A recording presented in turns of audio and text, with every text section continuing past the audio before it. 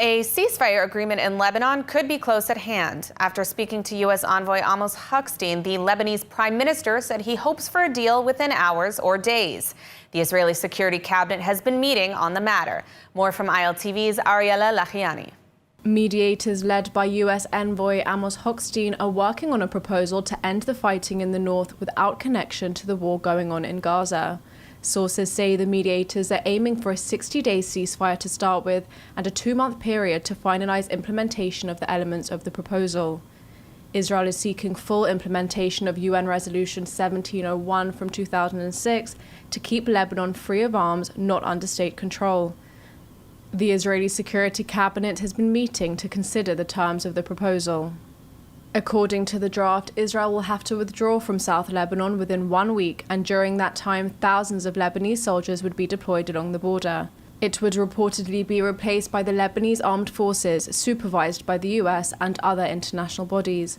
Prime Minister Netanyahu has repeatedly called for UNIFIL's removal from South Lebanon. The main points of the draft were reported in the Israeli media. According to the report, UN Resolution 1701 will be brought into full effect, including Hezbollah remaining outside South Lebanon, south of the Litani River. The Lebanese army will deploy and will be the only military force in the area. The interim Lebanese prime minister said the agreement could go into effect very quickly. الحقيقة قبل ما حبيت أطلع معك اتصلت مع السيد آموس هوكستين الوسيط الأمريكي وأبلغني أنه في الطائرة بطريقه وهلا هو بالطيارة بمطار واشنطن رايح جاي على تل أبيب بكرة ويعني بإذن الله يكون في ما بقى حقيقة بقول لك إنه نصدق ما بقى نصدق بس عم نسعى كل جهدنا وعلينا دائما أن نبقى أن نسعى ونبقى دائما متحلين بالتفاؤل إنه خلال الساعات أو الأيام القادمة يصير في عنا وقف إطلاق نار. However, the new leader of Hezbollah had a different message. سنستمر في تنفيذ خطة الحرب التي وضعها مع قيادة المقاومة وسنبقى في مسار الحرب ضمن التوجهات السياسية المرسومة. طبعا نتعامل مع تطورات هذه المرحلة بحسبها. A diplomatic agreement appears to be within reach from Israel's point of view, but Hezbollah will need to fully comply, which would be tantamount to surrender. While there is much anticipation of a ceasefire in Lebanon, the IDF strikes on Hezbollah targets remain intense and devastating. The oil depots in the Hezbollah stronghold of Baalbek were targeted after the entire population was told to evacuate. Baalbek was covered in flames and black smoke. More from ILTV's Steve Leibowitz. Much of the Hezbollah stronghold in the northeast Lebanese city of Baalbek was in flames and covered in black smoke. The IDF ordered the evacuation of the entire city of 100,000 and the city of Nabatea before targeting Hezbollah assets in both cities with waves of airstrikes. The IDF aimed at fuel depots that were located within Hezbollah military compounds belonging to its unit 4400, which is tasked with delivering weapons and fuel from Iran to its proxies in Lebanon. Separately, the IDF targeted and eliminated Mustafa Shahadi, the deputy commander of Hezbollah's Radwan forces in the area of Nabatea. Shahadi was reportedly responsible for multiple terrorist attacks against Israel. Dozens of Radwan fighters have been targeted with drones as the IDF further degrades resistance fighters and its drone and missile firing capabilities. Diplomacy is at work, and the fighting could soon come to a halt. But until it does, the IDF is continuing to degrade Hezbollah capabilities in every way possible. This afternoon, a barrage of rockets struck the Krayot in northern Israel and killed 2 people. Earlier in the day, Metula took a direct hit. 5 people were killed and 1 injured in the strike on the Upper Galilee town. Metula sits on the northern tip of Israeli territory, surrounded by Lebanon on 3 sides. The IDF believes that some 80% of Hezbollah capabilities have been destroyed or used, but they are still able to fire rockets and UAVs toward Israel, causing damages. Yesterday, heavy rocket fire injured 2 farm workers in northern Israel. The victims were rushed to the hospital and their lives are now out of danger. There was also a drone infiltration from an unexpected location. The UAV was brought down after crossing from Egyptian territory into Israel near Paran along the border. The drone was not filled with explosives, but carried 4 rifles and a pistol. It was unclear who sent the drone and to which planned destination. As Israel deliberates over the potential Lebanese ceasefire, here with us to discuss the next steps is Dr. Gerald Steinberg, CEO of NGO Monitor. Thank you for joining us, Gerald. To start, what is your take on this ceasefire proposal, and why should Israel believe Lebanese forces will suddenly enforce 1701 when they haven't for nearly 20 years? Excellent questions, difficult questions to answer. And I'm not sure that the conditions are there, but usually we see 2 elements that are necessary, either in combination or one very strongly, in order to go from a situation of war and conflict to maybe not a peace agreement, but some sort of significant ceasefire. One of those elements is mutual interest. Now, we don't have a shared interest at all between Israel and Hezbollah or Iran, but both sides are hurting. More the Iranian and Hezbollah side than Israel, but Israel's been at war for over a year. The casualties are increased. There is a definite interest in Israel to reach some sort of a agreement which will allow the objectives of the operation in Lebanon to be reached, and also allow Israel to be able to send a lot of the soldiers out and back home to their families. So we're getting to that point, I think. A lot of the goals of the operation against Hezbollah have been accomplished. A large part of their forces have been destroyed. The other option, the other element or dimension that's important in this is an outside power that's able to impose some sort of an agreement.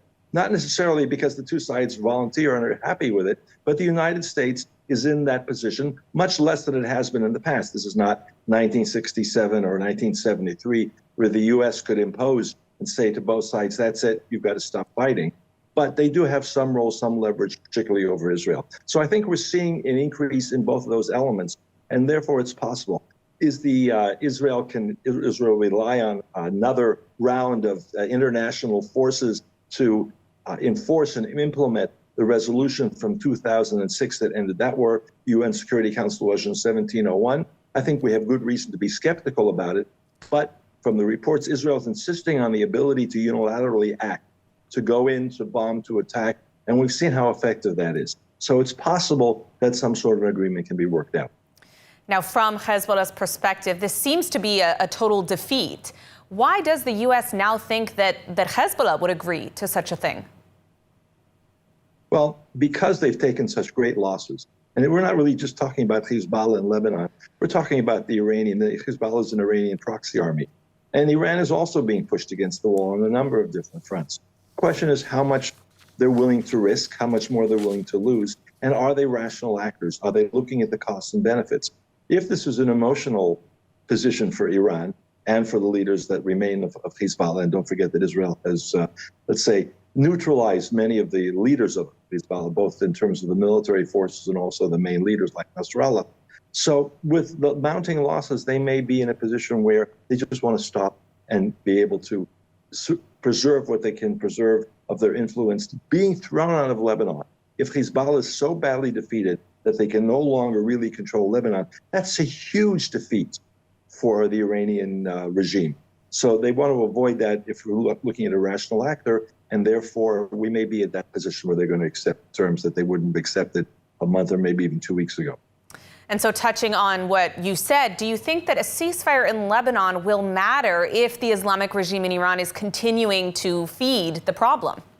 Well, let's look at short-term, medium-term, and long-term and not make this into a long academic discussion. But in the short term, Israel really is exhausted.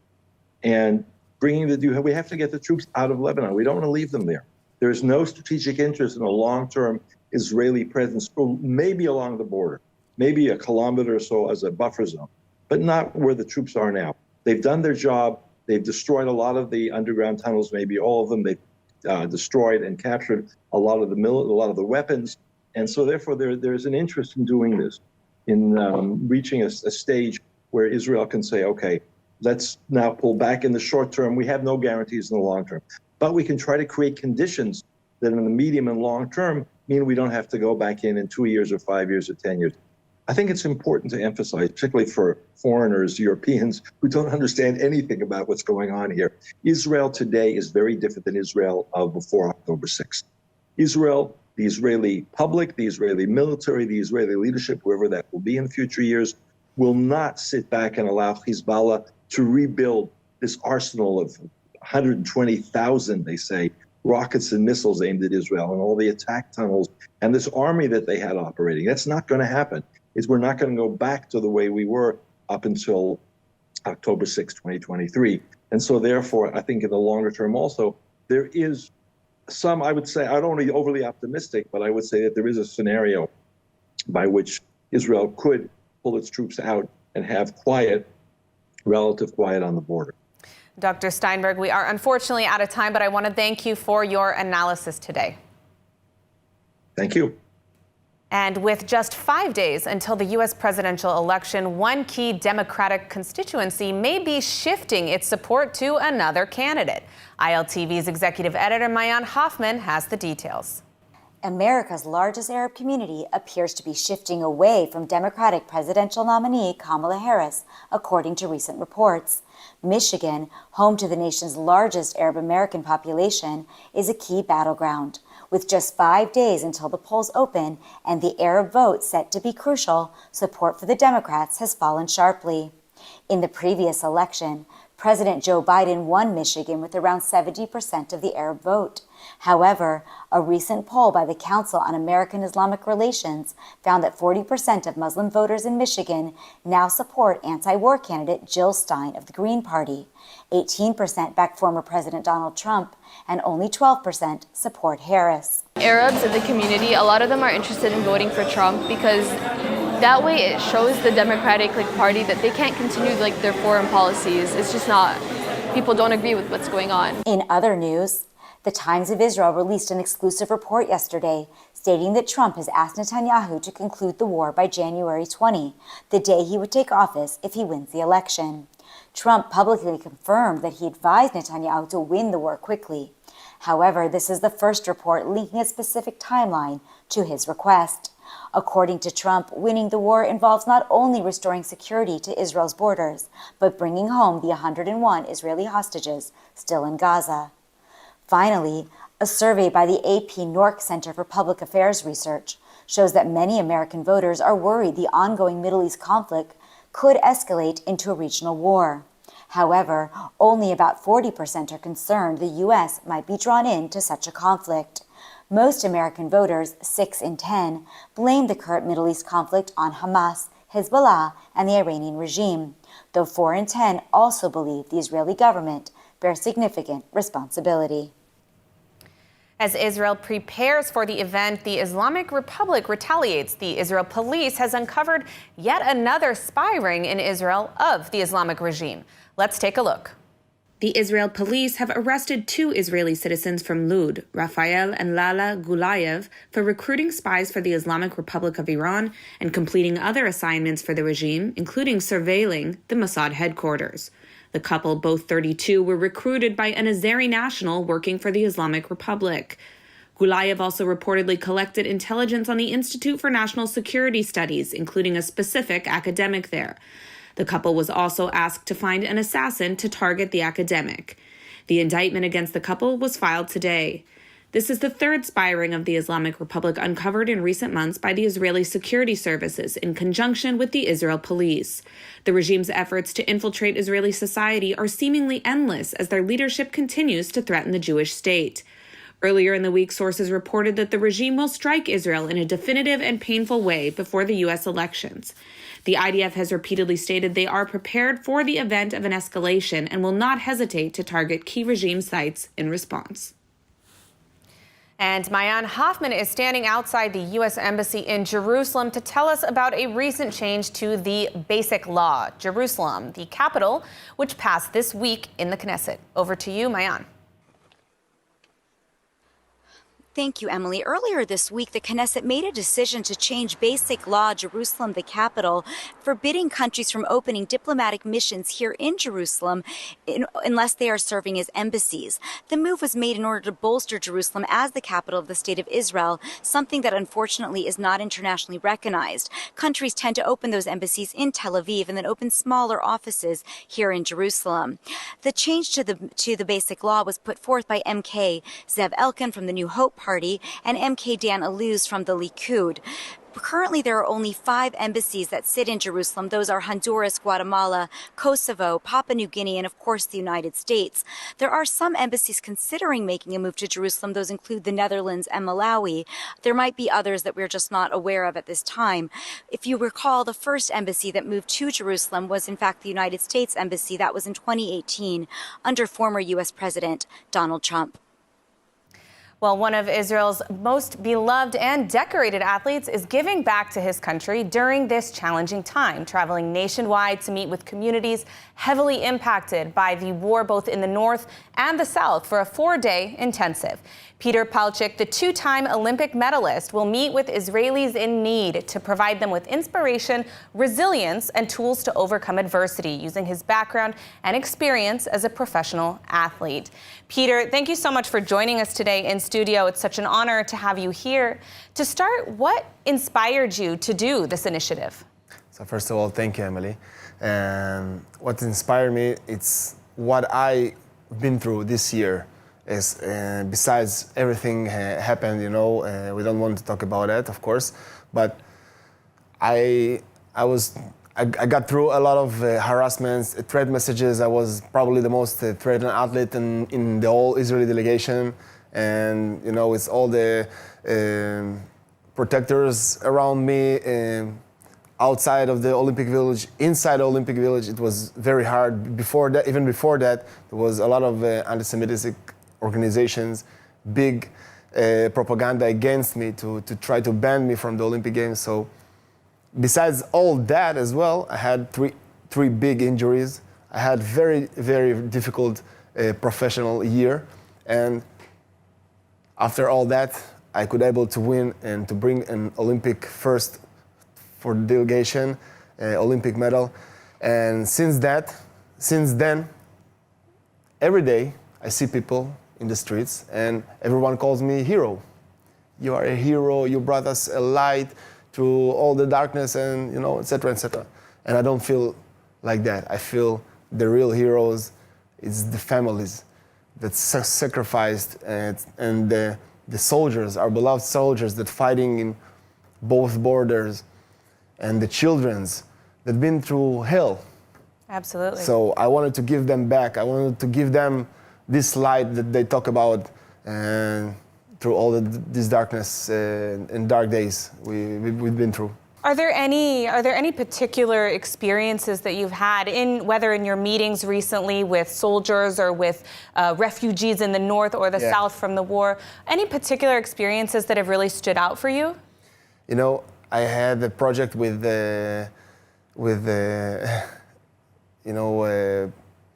recently, like 2-3 days ago.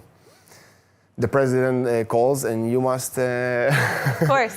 Yeah, so we was there in president's house in Jerusalem, and I made a lecture. I make a lecture through all the families and the childrens that came from the north and the south, people that are not in their homes right now.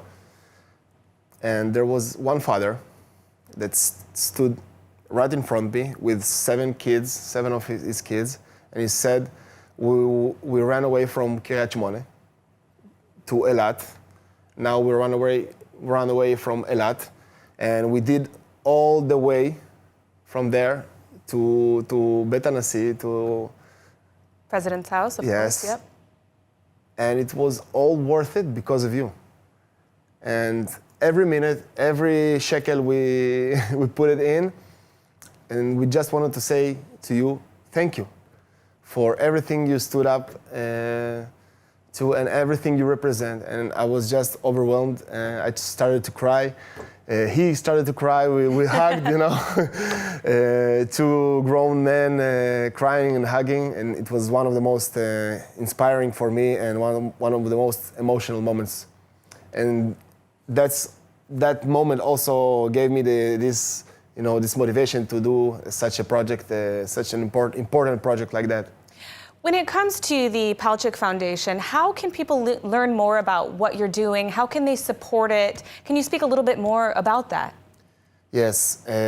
First of all, we had a tour to Washington, to the IEC summit, like 4 weeks ago. And I did a lecture for Israeli advocacy. We met there. And there's several organizations that I'm involved with these subjects, but everywhere I go, I'm mentioning my foundation because I'm raising money. I'm the first donor. I'm donating 5% for all my business activities to this foundation, and through that I'm giving an example and to bring more supporters, more partners for this foundation. And I'm sure that from my foundation, we will see the next Olympic medalists and the next, heroes, we can say, that will represent Israeli in our most difficult times. Well, let's hope Yes, so. I really believe in it. Appreciate all the work that you're doing and have done. You are absolutely a hero, just as the other people in the state of Israel fighting for our existence. Thank you for all you've done, and thank you for joining us today. Thank you so much, Emily. And now it's time for our Hebrew word of the week. Each week, along with eTeacher, we learn a new Hebrew word and relate it to the Bible, current affairs, and our everyday lives. For more info on the Rosen School of Hebrew, please scan the QR code on your screen. But in the meantime, let's hear this week's word of the week. Welcome to Hebrew Word of the Week. I'm Ariella, and in this segment, together with eTeacher, we explore the beauty and depth of the Hebrew language. We'll learn a new Hebrew word or phrase and see how it's used in the Bible, current events, and everyday life. Today's Hebrew word is ometz, which means courage. Courage is a strength to face challenges, whether physical, emotional, or moral. Ometz is a word that carries significant importance in Hebrew. It represents the bravery and resilience required to overcome obstacles and stand for what is right. In Hebrew culture, ometz is a valued trait. It is seen as essential in times of difficulty and is celebrated in stories of heroism and perseverance. Here are some examples of how the word ometz is used in a sentence. האומץ עוזר לנו להתגבר על הפחדים שלנו. Courage helps us overcome our fears. היא הפגינה אומץ רב במצב קשה. She showed great courage in a difficult situation. So if you're interested in learning more about the Hebrew language, check out eTeacher. This online and live course is the most established Hebrew language instruction institution. You can learn with a time-proven method for every level or start from scratch. eTeacher offers dynamic online courses with live video lessons, weekly webinars, and ample support, allowing you to connect to a lively global community for an enriched learning experience. Scan the QR code or click the link below and visit the eTeacher website today to learn more. I hope you enjoyed learning about the Hebrew word ometz. Please join us next week for another episode of Hebrew Word of the Week. In the meantime, I encourage you to explore the concept of ometz in Hebrew culture and reflect on its significance in your own life. Feel free to share your thoughts and experiences with us in the comments below. Sagot Winery, where passion meets tradition. Nestled in the heart of Binyamin, our vineyards yield exquisite wines crafted with generations of expertise. Let's take a look at the weather forecast. Mostly clear skies are expected tonight around the country, with temperatures reaching lows of around 16 degrees Celsius or 61 degrees Fahrenheit.